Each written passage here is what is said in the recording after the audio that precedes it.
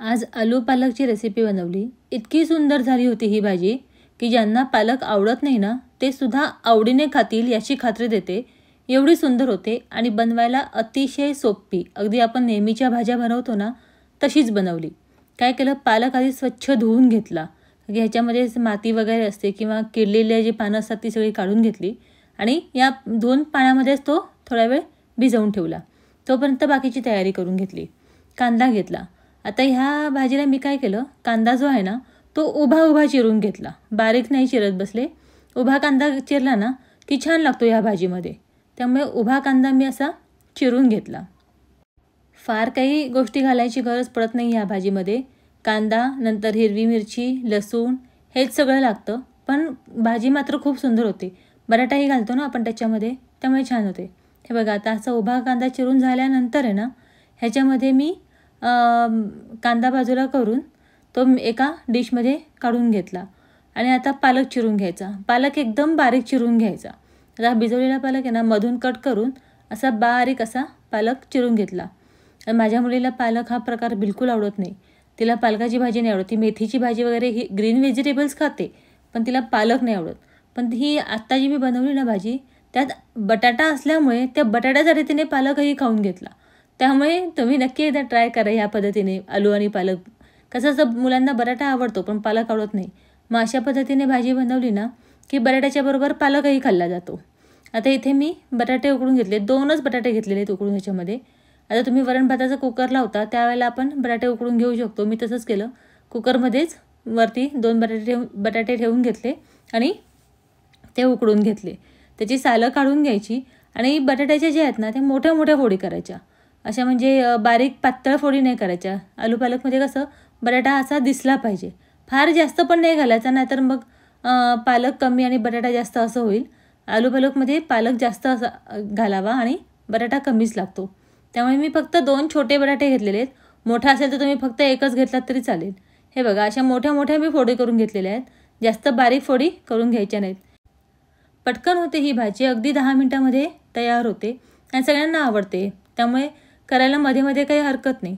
आता मी खलबत्ता आहे ना, आपला छोटा बत्ता असतो ना, त्याच्यामधून मिरची आणि लसूण हे कुटून घेणार आहे।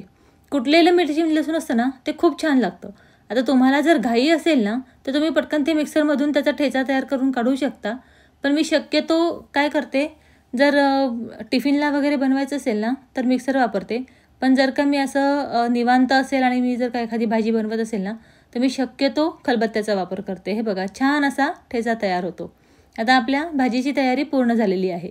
पालक मी इथे चिरून घेतलेला आहे, नंतर बटाटा जो आहे तो या पद्धतीने अशा फोडी करून घेतलेला आहे।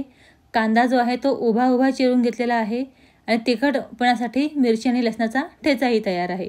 आता आपण फोडणीची तयारी करूयात। फोडणीमध्ये मी पळीभर तेल घातलेलं आहे। आता ह्या तेलामध्ये 1 चमचाभर मोहरी घालून घेणार आहे। मोहरी घालून घेतली ना की लगेचच आपण उभा चिरलेला जो कांदा आहे तो घालून घ्यायचा। कांदा छान ब्राऊन होईपर्यंत परतायचा आहे आपल्याला, वेळ नाही, म्हणजे असा कच्चा राहिला नाही पाहिजे, व्यवस्थित असा ब्राऊन होईपर्यंत छान कांदा हा आपल्याला परतून घ्यायचा आहे। वेळ नाही लागत ह्या कांद्याला, लगेचच परतला जातो, कारण की आपण जरा मोकळा पण करून घेतलेला आहे ना तो कांदा, त्यामुळे। आता याच्यामध्ये अर्धा चमचा हळद आणि अर्धा चमचा हिंग घालायचा। हिंग आवर्जून घाला, त्याचा छान असा वास येतो, मस्त वास येतो, त्यामुळे हिंग आवर्जून घालायचा। अर्धा चमचा हिंग घातलेला आहे मी याच्यामध्ये। आता आपण जो तयार केलेला ठेचा आहे तो ठेचा मी 1 चमचाभर इथे घालून घेणार आहे। ह्याच्याने मीडियम तिखट होईल भाजी। तुम्हाला जर का अजून खूप जास्त स्पायसी हवी असेल तर तुम्ही 2 चमचे घालून घेऊ शकता आणि कमी तिखट हवी असेल तर अर्धा चमचाच घाला, कारण की मिरची तिखट असते, त्यामुळे तुमच्या सोयीने तुम्ही तिखटपणासाठी ठेचा घाला। आता ह्याच्यामध्ये परतून झाल्यानंतर मग पालक घालून घ्यायचा। पालक छान व्यवस्थित या कांद्यामध्ये आणि ठेच्यामध्ये जो आपण घातलेला आहे त्याच्यामध्ये व्यवस्थित असा मिळून आला पाहिजे, असं व्यवस्थित परतून घ्यायचा। पालक छान त्याच्यामध्ये सगळ्यामध्ये असा मिक्स झाला पाहिजे, तो व्यवस्थित परतून घ्यायचा। आणि इथे एक लक्षात ठेवा, इथे लगेचच मीठ घालण्याची घाई करायची नाही। काय होतं, आपण पालक घातल्यानंतर किंवा कुठलीही पालेभाजी ही काय होते नंतर अशी एकदम कमी होऊन जाते शिजल्यानंतर।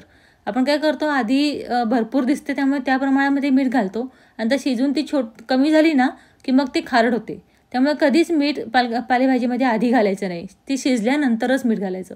आता इथे मी ताट ठेवून एक वाफ देऊन घेतलेली आहे 2 मिनटं.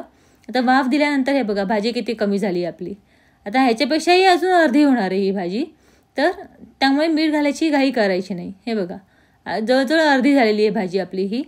आता ह्याच्यामध्ये आपण हे करून घ्यायचं, चवीप्रमाणे मीठ घालून घ्यायचं. आता इथे मीठ घालायला हरकत नाही, आपल्याला अंदाज येतो इथे मीठ घालताना, त्यामुळे इथे मीठ घालून घ्यायचं. आधी घातलं की काय होतं, भरपूर भाजी दिसते आणि आपण भरपूर मीठ घालतो त्याप्रमाणे, आणि नंतर भाजी कमी झाली की ते खारट होऊन जातं.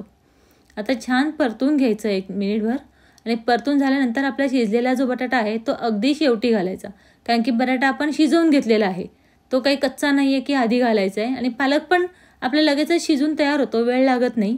तर आता ह्याच्यामध्ये आपण हे बघा, ह्याला पाणी सुटलेलं आहे, ह्याच्यामध्ये बटाटे घालून घ्यायचे आणि ह्याच्यामध्ये परत झाकण ठेवायचं नाही. बटाटे घातल्यानंतर झाकण ठेवलं ना तर अजून पाणी सुटेल, कारण की झाकणाची जी वाफ धरते ना त्याच्याने अजून पाणी सुटतं.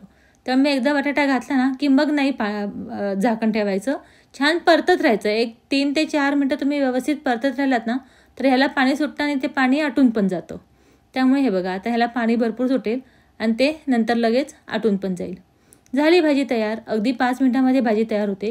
याचा सुगंध इतका छान येतो आणि हा पालक खायला पण अप्रतिम लागतो. एकदा नक्की तुम्ही ट्राय करून बघा अशा पद्धतीने भाजी. तुम्हाला माझी रेसिपी कशी वाटते मला कमेंट बॉक्समध्ये नक्की सांगा.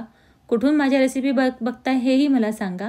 आवडत असेल तर तुमच्या फ्रेंड्सना तुम्ही शेअरही करा माझी रेसिपी.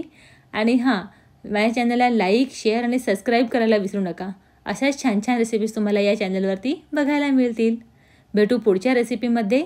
तोपर्यंत बाय, टेक केअर.